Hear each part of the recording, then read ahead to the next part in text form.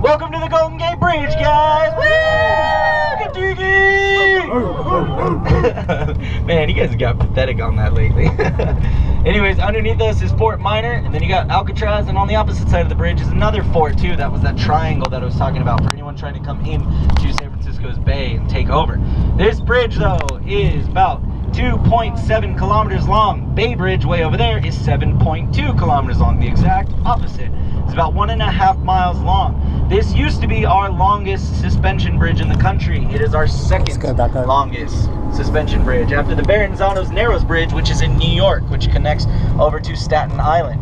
This bridge, though, was created by Joseph Strauss. It was opened in 1936. That man was absolutely brilliant, and I'll tell you for a couple of reasons why.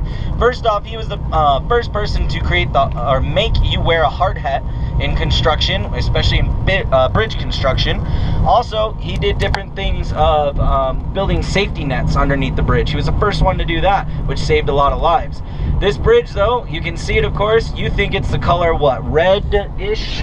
It's actually international orange, and how they came about this color was probably the only thing that Joseph Strauss did wrong. He was originally going to paint this bridge black and yellow, and San Francisco said, "Do not paint our bridge a bumblebee, we will kill you."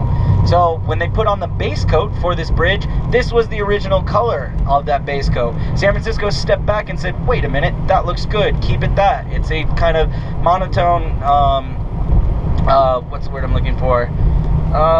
Neutral, thank you, neutral color. So that's why they went with this. There is enough wires and cables inside of this bridge to wrap around the world 6 times. That's how much, because even these wires that you see going up, those have thousands of wires inside of there too. Those 2 towers that hold up the suspension bridge in the middle are 221 meters tall also. This bridge is a marvel in many standards of bridge building. One thing, though, that Joseph Strauss did in particular that made him more brilliant than anyone else, it cost him about $30 million then, of course, which is now like $800 million today. It cost him $30 million then to build this bridge.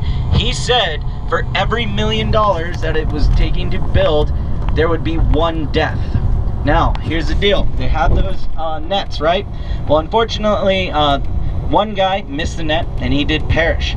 It did save 19 lives though, and there was one day, it was coming up on the near completion of the bridge, the scaffolding came out and 10 guys fell into the net with the scaffolding, which then cut the nets, and they all perished to their death too. So that's 11 deaths and 19 lives saved. What does that equal? 30. Thank you. Jesus, no one. You guys are falling asleep on me. That's 30. So $30 million. He predicted 1 death for every $1 million. He was right on the money. The dude was brilliant.